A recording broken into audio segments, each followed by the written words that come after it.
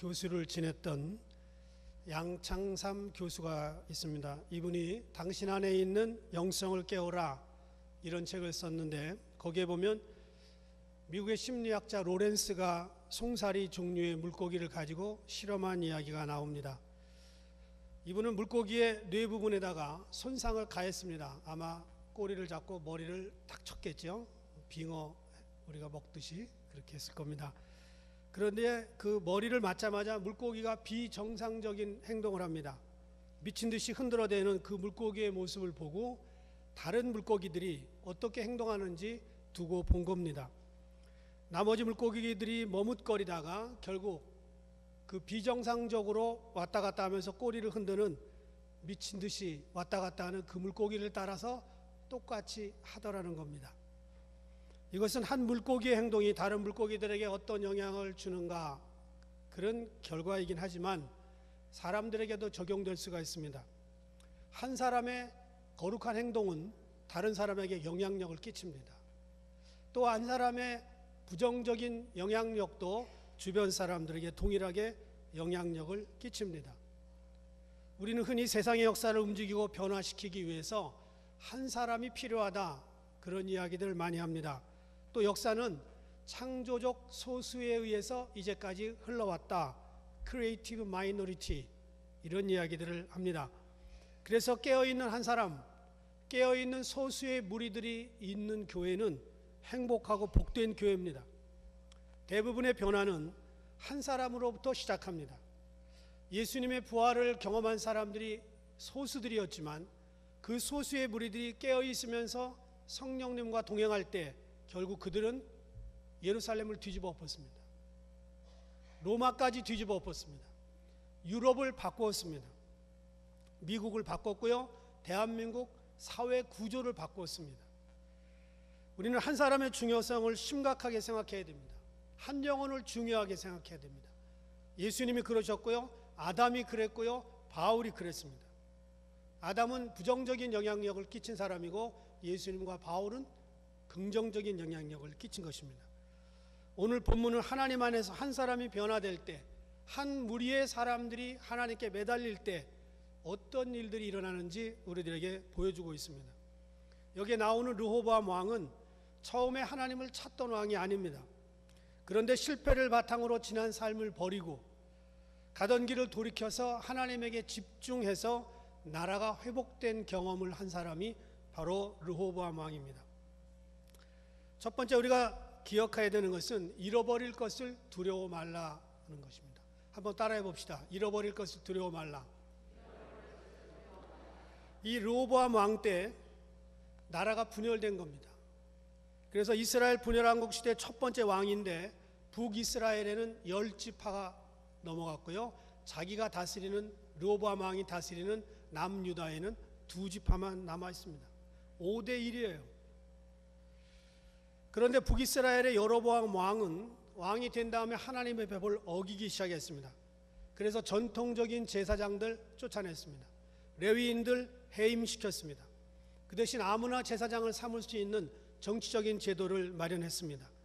또 이스라엘 백성들이, 북이스라엘 백성들이 남유다의 예루살렘까지 가서 경배하는 것을 보고 저러다가 다 넘어가겠다. 그리고 북이스라엘에다가 사마리아에 성전을 세웁니다. 자신이 마음대로 뽑은 제사장들에게 우상을 섬기도록 그렇게 합니다.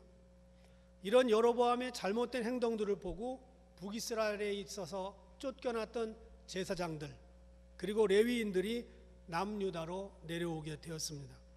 말하자면 이들은 오직 신앙만을 이유로 종교 이민을 선택한 것입니다. 그래서 북이스라엘에서 여호와를 바르게 섬기고자 하는 사람들이 남유다에 내려와서 하나님을 예배하면서 남유다를 하나님 안에 새롭게 정비하기 시작합니다. 마치 1950년대 이후에 북한에서 종교의 자유를 찾아서 많은 기독교인들이 내려와서 영락교회, 세문안교회 이런 교회들을 세운 것과 동일한 현상입니다. 이들은 참으로 바른 선택을 했습니다. 그들은 세상 그 어떤 것보다도 하나님을 섬기는 일을 선택했고 그것을 위해서 모든 걸 버리고 남유다로 내려왔습니다. 자기들의 고향과 집과 전토와 사랑하는 사람들을 버렸습니다. 살던 마을들과 산업을 버렸다고 말합니다. 이들은 오로지 믿음을 위해서 고향과 산업과 땅과 재산과 직장을 버리고 르호보암에게 와서 예배를 새롭게 하고 하나님만을 구했습니다. 제가 여러분에게 한번 묻고 싶어요. 단지 신앙적인 이유만으로 다른 거 다 그만두고 하나님 잘 믿어보겠다, 이거 하나의 목적을 가지고 미국 유학이나 미국 이민 오신 분 한번 손 들어보세요. 목사님 또 아침부터 왜 확인사살하세요? 다 잘 살아보려고 왔지. 여러분, 우리가 미국에 온 건 좀 더 잘 살아보려고 온 것입니다. 그런데 이들이 내려온 이유는, 북에서 남유다로 내려온 이유는 다른 거 없습니다. 하나님 한 분 때문에 내려왔어요. 하나님 우리가 믿음을 위해서 버린 것을 결코 간과하시지 않습니다. 그리고 그 응답으로 몇 배를 갚아주시겠다고 약속하셨습니다. 마가복음 8장 35절에 보니까 누구든지 자기 목숨을 구원코자 하면 잃을 것이요 누구든지 나와 복음을 위하여 자기 목숨을 잃으면 구원하리라. 마가복음 10장 29절 30절에 보면 내가 진실로 너희에게 이르노니 나와 복음을 위하여 집이나 형제나 자매나 어머니나 아버지나 자식이나 전토를 벌인 자는 현세에 있어 집과 형제와 자매와 아버지와 어머니와 자식과 전토를 100배나 받되 박해를 겸하여 받고 내세 영생을 얻지 못할 자가 없느니라. 여러분, 이 말씀은 저에게 이루어진 겁니다. 제가 신학교를 간다고 그러니까 어머니가 반대했어요. 집 나가라고 그랬어요. 짐 챙겨서 집을 나오는데 나가지 말라고 그러더라고요. 그랬는데 지금은요, 제 주변에 여러분들이 다 저의 형제 자매 어머니 아버지잖아요. 저하고 인연 맺는 거 싫으세요? 괜찮아요. 저도 괜찮은 사람이에요. 예수 그리스도 안에서 저는요, 너무나 많은 사람들과 교제하고 살고 있습니다. 이분들이 다 저의 형제요 자매요 어머니요 아버지입니다. 100배 이상을 저는 더 받았어요. 역사상 제일 길게 중국 대사를 지낸 분이 있습니다. 통일부 장관을 하신 분이 있습니다. 김하중 장로님입니다. 1973년에 외무고시 합격한 다음에 36년간 공직생활을 했습니다. 주중 한국대사관 공사 3년 했고요. 대통령 의전수석, 외교안보수석, 주중 대사를 6년 반을 했습니다. 통일부 장관 1년을 지냈고요. 대통령 8명, 국무총리 20여 명을 가까이에서 보좌했습니다. 서울 온누리교회 장로님이신데 이분이 하나님의 대사라는 책을 1, 2, 3권을 썼어요. 제 방에 있어요. 필요하면 빌려가세요. 이분이 언젠가 기자들에게 이런 얘기를 했습니다. 장관, 총리, 돈 많다는 사람, 명예 높다는 사람들을 전부 만나봤다. 내가 하나님을 믿기 때문에 그런 사람들을 유심히 관찰했다. 100%라고 할 수는 없지만 그 사람들의 특징이 있다. 그 자리를 유지하기 위해, 그 돈을 갖기 위해 얼마나 불안해하는지 모른다. 겉만 번지르르 할 뿐 근심과 걱정이 가득했다. 그 사람들은 강팍하고 교만해서 아랫사람들을 함부로 대하고 욕하고 비판한다. 세상 사람 쳐다보고 살면서 돈과 승진과 권력을 잃어버리지 않으려고 안절부절한다. 그러다 보니 믿는 사람들까지도 왕같은 제사장의 모습은 하나도 없고 노예 노릇을 하고 있다. 하나님의 사람들은 그렇게 살면 안 된다. 책 내용을 그대로 제가 적은 거예요. 대한민국 정부 수립 이래 주중대사의 평균 재임 기간이 22개월입니다. 그런데 이분이 6년 반을 했습니다. 36년 동안 공직생활을 하면서 단 한 번도 인사청탁을 해본 적이 없습니다. 다른 사람들이 술도 안 먹고 기도만 해서 무슨 장관을 하겠냐고 핀잔을 주고 욕을 할 때 술도 안 먹고 기도만 했어요. 그 다음 간증은 참 제가 말하기 곤란한 말인데 듣고 이런 사람이 있다는 것만 들었으면 좋겠어요. 외교관 생활 30년 이상 하면서 골프 한 번도 안 쳤고 하나님 믿고 세상의 모든 즐거움 다 끊었다. 20년 동안 영화를 한 편도 안 봤고 재미있는 드라마도 안 봤다. 제가 어제 설교 준비 다 하고 집에 가서 좀 피곤해서 영화를 한 편 봤어요. 이 문장을 설교에 써놓고 가서 영화 하나 봤어요. 참 비웃지 마세요. 영화 보는 거 다 설교에 언젠가 다 나와요. TV 중계 스포츠 경기 한 번도 본 일이 없다. 여러분, 저는 이 김하중 장로님처럼 되라는 말이 아니에요. 이분 하루에 3시간, 4시간을 기도합니다. 특별히 선택된 분이고 기도의 사람입니다. 이분이 워싱턴에 오셨을 때 저하고 개인적으로 좀 연결이 있어서 가서 둘이 이제 손잡고 기도하는데, 이분의 손에 그 어떤 영적인 느낌이 제게 싹 와요. 근데 마음이 따뜻해지더라고요. 그런 느낌이 있었어요. 여러분, 믿음 생활 제대로 한다는 거 참 어렵습니다. 신앙생활 장난이 아니에요. 여기에 영생이 있고 여기에 구원이 있고 여기에 천국이 있기 때문에, 영원한 상급이 있는 것을 알기 때문에 우리는 하나님 때문에 과감하게 나에게 귀중했던 것들을 포기할 수가 있는 것입니다. 그래서 우리도 바울처럼 그렇게 고백할 수 있는 거예요. 나에게 중요했던 것을 나는 분토와 같이, 배설물과 같이 여겼다, 그런 거예요. 에베소서 5장 10절 보니까 주께 기쁘시게 할 것이 무엇인가 시험하여 보라, 이렇게 나옵니다. 만약에 버리고 포기하는 것이 하나님을 위해서 기뻐하실 일이라면, 그런데 나는 가져야만 한다면 포기해야 될 하나님 앞과 가져야 될 내가 끝없이 갈등하는 겁니다. 그런데 하나님을 위해서 나의 기쁨을 포기하고 버리고 내려놓으면 하나님도 기뻐하시고 마침내 나도 영적으로 깊이 느끼는 그런 기쁨이 있는 것입니다. 그런데 많은 사람들은요, 내 기쁨을 포기하면 그것으로 끝나는 줄 알아요. 아닙니다. 하나님을 위해서 버린 것은 하나님이 보상해 주십니다. 제가 알고 있는 목사님 중에 정말 똑똑한 분이 있어요. 저하고 나이 같은데 지금 감신대 교수를 하고 있습니다. 이분이 시골교회 전도사 때 같은 30대 나이에 일찌감치 성공한 친구가 있었답니다. 시골교회 전도사라고 그러니까 같이 밥 먹자고 그래서 그 집에 갔는데, 그 당시 30대 때 한강이 내려다 보이는 리버사이드에 아파트가 있었대요. 30대에 그런 아파트 구하기 어렵죠. 저녁을 근사하게 차렸습니다. 잘 먹었어요? 말이 없었던 그런 친구의 아내가 식사가 끝나자 이런 말을 했대요. 아파트가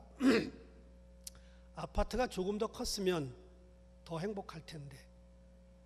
이 한마디 말에 자기 친구도 프리징이 됐고, 그 다음에 그 와이프도 얼굴이 우울해 보였다는 거예요. 이분은 하나님의 특별한 경험을 체험을 했습니다. 그리고 모든 걸 내려놓고 그렇게 머리 좋은데도 신학을 갔어요. 그리고 시골교회 전도사로 갔는데, 그 당시 강화에서 출석교인 20명이 안 되는 교회에서 담임 전도사를 하고 있을 때였습니다. 밥을 잘 얻어먹고 한강에서 야경을 구경하고 그 아파트에서, 그리고 집으로 돌아오는 버스에서 이렇게 기도했습니다. 하나님, 믿게 해주셔서 감사합니다. 목회하게 해주셔서 감사합니다. 그는 자기가 하나님을 위해서 포기한 것이지 슬픔이고 고통이고 애처로움이 아니라 기쁨이라는 걸 느꼈습니다. 그는 지금도 행복하게 살고 있어요. 그런데 리버사이드 아파트를 30대에 가졌던 그 남편과 그 아내, 지금 행복할까? 내가 궁금해요. 여러분, 하나님을 위해서 어떤 것을 포기하신 적이 있으십니까? 하나님을 위해서 지갑이 가벼워진 적이 있습니까? 하나님을 위해서 뭔가 잃어버린 게 있어요? 하나님을 위해서 손해본 적이 있습니까? 많은 분들이 기도하면서, 헌금 드리면서, 교회 봉사하면서 일종의 인베스트라고 생각합니다. 내가 이만큼 하나님께 투자했으니 건강도 주시고 응답도 주시고 재물도 주시고 자식들도 잘 되게 해주시고 everything should be good. 그런데 안 그럴 수도 있어요. 그럴 수도 있어요. 저는 확신합니다. 그렇게 하실 수 있는 분입니다, 하나님은. 그런데 그렇게 안 하실 수가 있어요. 그러면 안 해도 계속 투자할 수 있을 것인가? 만약에 그 투자라면 지금 여러분은 밑 빠진 독에 물 붓기입니다. 그러나 그것이 투자가 아니고 당연히 나를 살려주신 하나님께 대한 포기요, 기쁨이요, 헌신이라면 여러분은 충분히 자격이 있는 분입니다. 이 땅에서 갚아주실 것이고 이 땅에서 갚아주시지 않는다면 더 기뻐해야 돼요. 영원한 나라에서 갚아주실 것이기 때문입니다. 가장 행복한 사람은 하나님을 위해서 모든 것을 포기한 사람입니다. 모든 것을. 하나님은 제사장과 레위인들이 내려와서 북이스라엘에서 가지고 있었고 누리고 있었고 즐겼던 모든 것들을 다 내려놓고 남유다로 내려와서 한 나라를 영적으로 세운 그것을 기록하고 있는 겁니다. 두 번째는요, 이들이 마음을 굳게 하여 여호와를 찾는 일에 집중했다는 것입니다. 요즘 기업에서 세미나를 할 때 가장 많이 쓰는 단어 중에 하나가 choice and concentration입니다. 선택과 집중입니다. 기업이 모든 걸 다 할 게 아니라 우리가 잘할 수 있는 걸 초이스하자. 거기에 concentrate, 집중하는 겁니다. 신앙생활도 마찬가지예요. 이들은 남유다를 선택했어요. 남유다에 계신 하나님을 선택했습니다. 그리고 거기에 마음을 굳게 하여 여호와를 찾는 일에 concentration, 집중했다는 겁니다. 개역 성경에 보면 마음을 굳게 했다는 말이 마음을 오로지 하여 이렇게 나옵니다.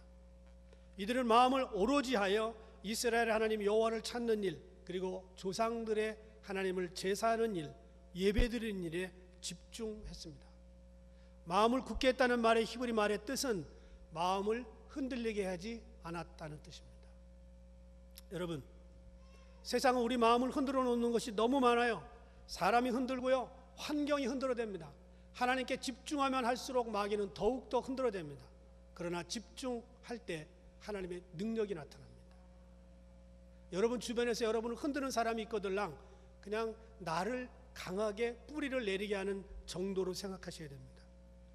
르호보암은 할아버지 다윗과 아버지 솔로몬이 피땀 흘려 이룩한 나라를 자기 욕심 때문에 분열시켰어요. 카운셀링을 받으러 왔는데 나는 그렇게 못하겠다. 그래서 10지파가 떨어져 나간 거예요.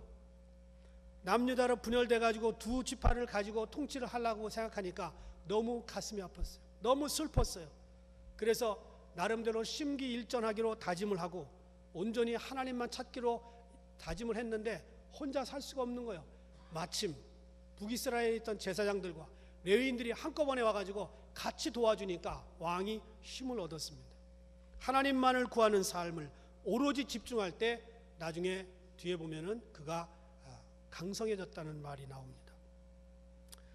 미국에서 자마 신앙 부흥 운동을 일으키고 있는 김충근 박사가 계신데 이분이 와임이라고 하는 책을 썼습니다. 이분이 개인적으로 하나님을 만나서 변화된 이야기를 기록했는데 이분은 단돈 200불을 가지고 미국 유학을 왔습니다.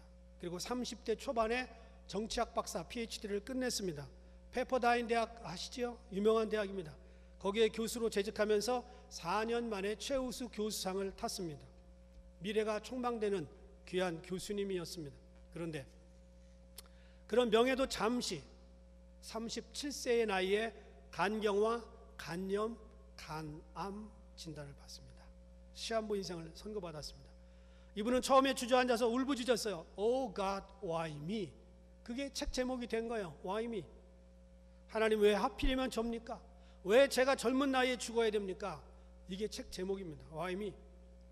그러다가 어차피 죽을 거 하나님께 매달리다 죽자 마음을 결심하고 하나님께 집중했습니다. 하나님만 찾았습니다. 하루는 기도 중에 하나님이 이렇게 말씀하셨대요. 육체적으로는 내 피 속에 있는 독소 때문에 죽어가지만 내 영혼 속에 있는 독소 때문에 내가 죽어가는 것을 왜 모르냐. 그 순간 김충근 박사의 눈앞에 지금까지 살면서 지었던 모든 죄가 시나리오처럼 지나가는 거예요. 엎드려서 울었습니다. 통곡을 합니다. 그리고 자신의 죄를 무려 52페이지를 기록합니다. 죄의 논문을 쓴 거예요. 상세히 적어나가면서 지나간 삶을 철저히 회개했습니다. 그런데 이날을 기점으로 해서 간경화, 간염과 간암이 고침을 받은 거예요. 지금은 미국과 한국에 있는 젊은이들을 불러다가 자마라고 하는 신앙 부흥 운동을 하고 이제는 큰 부지를 마련해서 대학, 신앙 부흥 대학을 하나 지금 기획을 하고 있습니다. 모든 것을 내려놓고 하나님께 집중할 때 치유가 찾아왔고 자기만 치유된 것이 아니라 젊은 세대들을 치유시키는 사역자로 부름받은 것입니다. 여러분, 집중하면 무서운 힘이 들어갑니다. 계획을 잘 실천하지 못하는 사람들의 공통된 특징은 집중력이 약하다는 겁니다. 1월 달에는 집중해요. 담배 끊어야지. 전매청에서는 실망합니다. 그러나 전매청에서는 2월 달을 기다립니다. 그 많은 작정자들이 2월 달에는 다시 자기 고객으로 돌아온다는 거예요.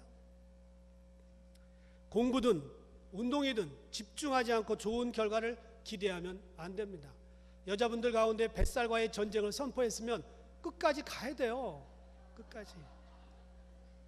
신앙생활도 마찬가지예요. 집중이 필요합니다. Choice and concentration.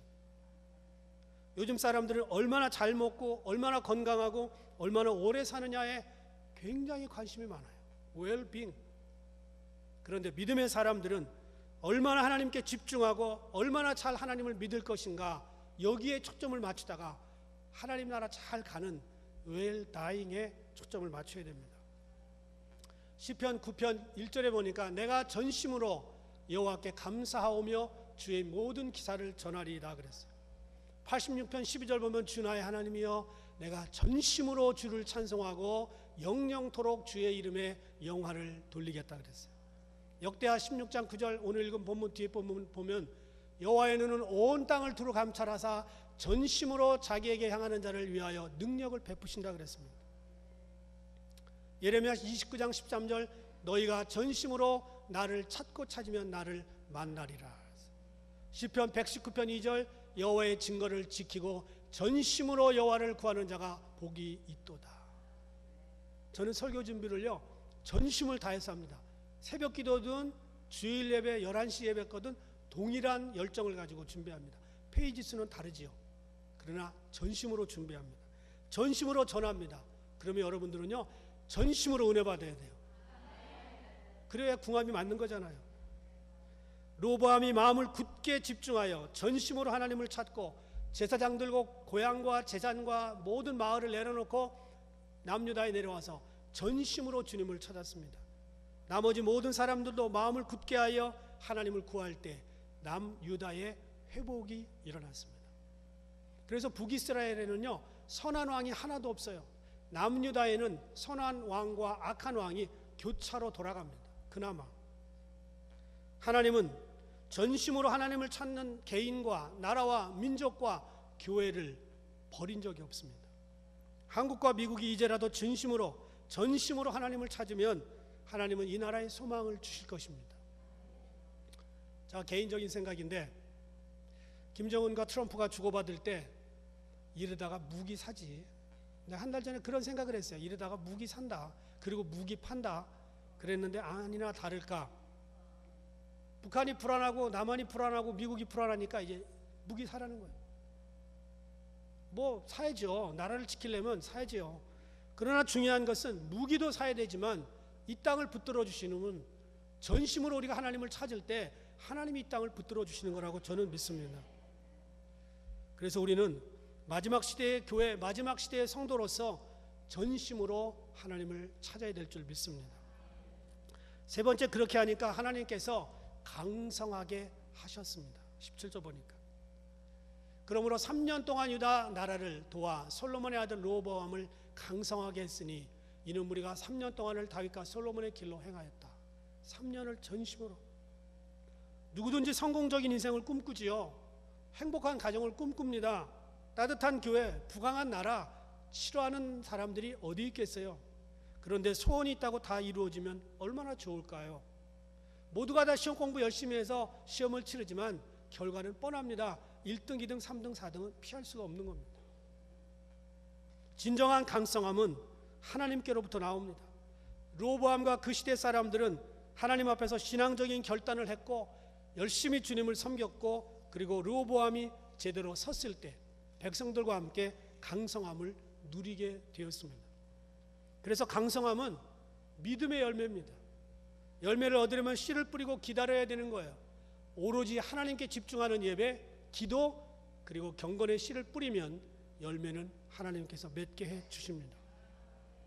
우리가 강성함을 원한다고 오는 게 아니에요. 전적으로 하나님의 은혜와 선물입니다. 이 세상에 강성하게 원하지 않는 사람 없습니다.